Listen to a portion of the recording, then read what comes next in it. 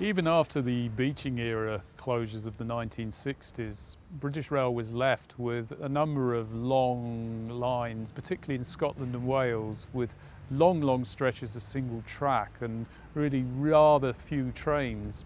These were still being signalled using methods that had been developed in the 19th century. They were perfectly safe.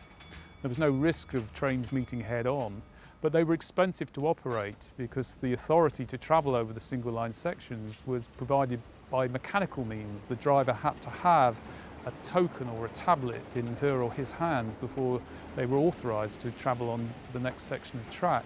So there was nothing wrong with the system, but British Rail wanted to cut costs. It had to cut costs.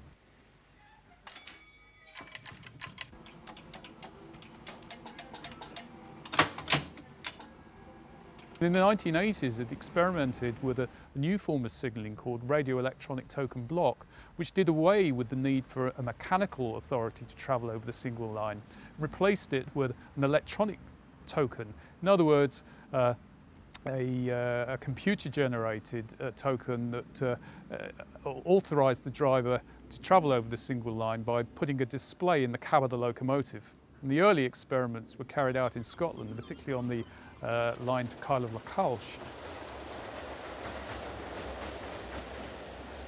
One of the most scenic railway journeys in the British Isles, the single-track line with crossing loops at several of the stations along the route, enabling trains travelling in opposite directions to pass, or controlled by expensive mechanical signalling, was an ideal candidate for the cost savings that could be brought about by the introduction of radio electronic train control.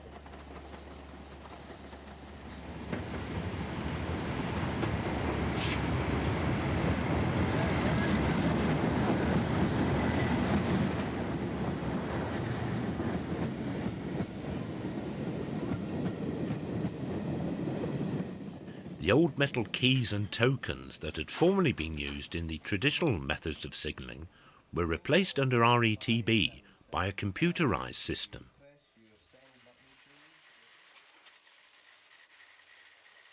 This generates a unique 4-digit code which is transmitted by radio telecommunications between the signalling controller and the driver in the cab of his loco.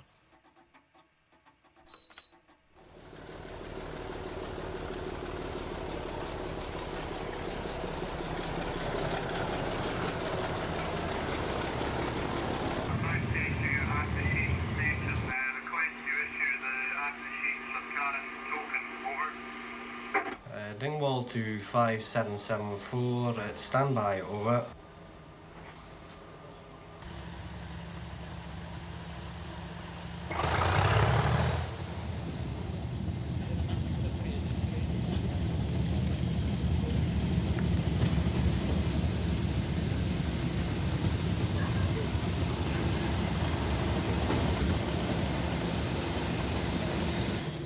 Hi, 774, up to date. I'm now at ACHNASHEEN. Dingwall to 5774, Press send button, please, over. I've now got a clear display. Over.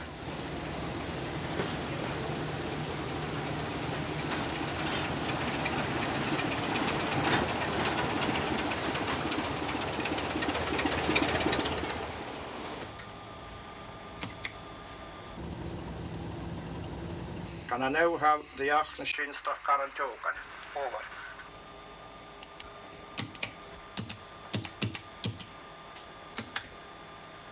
press receive button, please, over.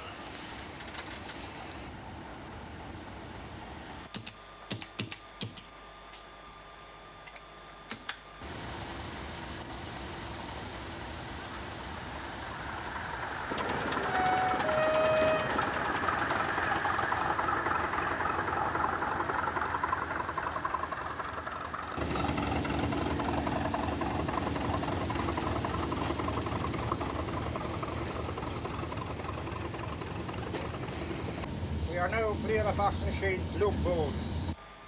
Roger, Dingwall out.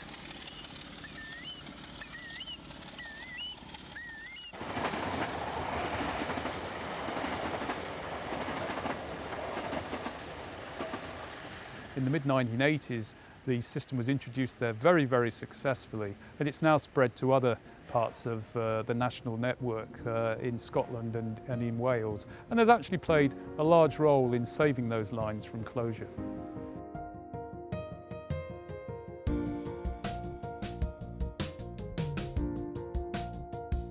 In the period of nearly 40 years covered by this series of programmes, many changes had taken place on Britain's railways.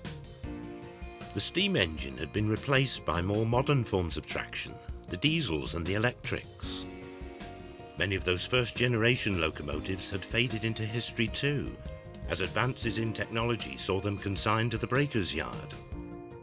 Thousands of miles of track had been ripped up, leaving many communities with no railway services.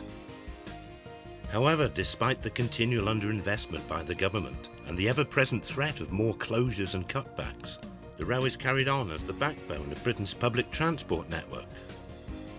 But as the 1990s dawned, the railways were to face what could possibly be their biggest challenge yet: privatisation, which would bring to a conclusion nearly 5 decades of state ownership, and the end of British railways themselves.